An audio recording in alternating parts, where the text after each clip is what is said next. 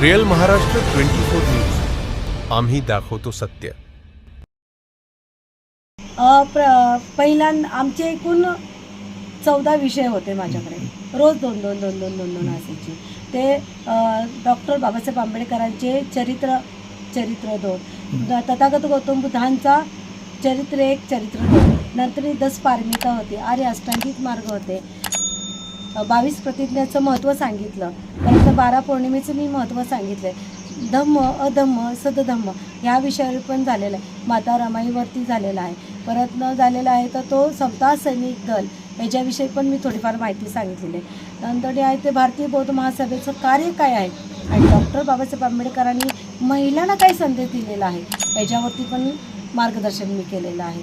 कारण काय महिलांमध्ये काय परिवर्तन घडेल तुम्हाला काय असं वाटतं का? मला वाटतं की ह्या महिलांकडे बघून की यांच्यामध्ये परिवर्तन होण्याचं किंवा त्यांनी नवीन जन्म घेतला आणि इथून आजपासून खरं तर यांना जर का माहिती भेटल्यानंतर त्या इथून पुढं जे काही त्यांच्यामध्ये जुन्या चालीरीती रूढी परंपरा होत्या त्या सगळ्या काही पाठीमागं टाकतील आणि नव्याने त्यांच्या मुलांमध्ये येणाऱ्या पिढींना खरंच मार्गदर्शन करण्यासारखं. आणि तरुण पिढींचं संख्या बघितली मी खूप आहे, कारण धडाधड येऊन मुली नाही का मार्गदर्शन करत होत्या, कुणाला सांगण्यात आलं नाही की तू उठ, कारण स्वतःच्या इच्छेने उठून तिथं मार्गदर्शन करत होते. म्हणजे त्यांना मी काय बोलते याच्याबद्दल त्यांना खरंच माहिती झाली.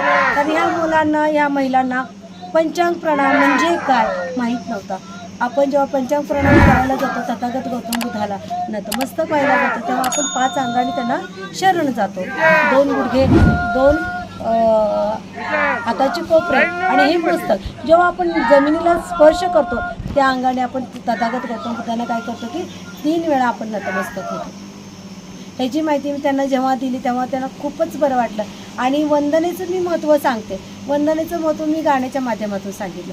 कारण हे ते कसं मी मंगल विठ्ठल सोनवणे, मी समता सैनिकमध्ये काम करत आहे आणि जवळजवळ मी 7 ते 8 गावाला शाखा ओपन केलेल्या आहेत आणि मी महिलांचं कार्य करत आहे.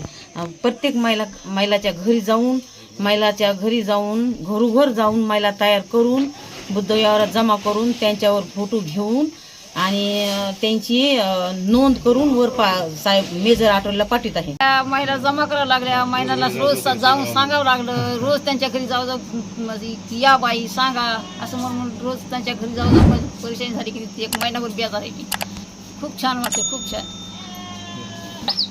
किती 54 महिला म्हणजे शिबिरमध्ये 54 आहेत आणि संता सैनिकमध्ये 46 आहेत. चांगलं वाटलं महिलांना. ते घरातले देव धर्माचं टाकून दिल्यामुळं चांगलं एकदम फ्री वाटले महिलांना. मी खूप चांगलं केलं मला काम महिलांना येऊन. जसं आम्ही घडलो तसं तुम्ही करा असं मी खेडोपाडी जाऊन सांगणार. हां.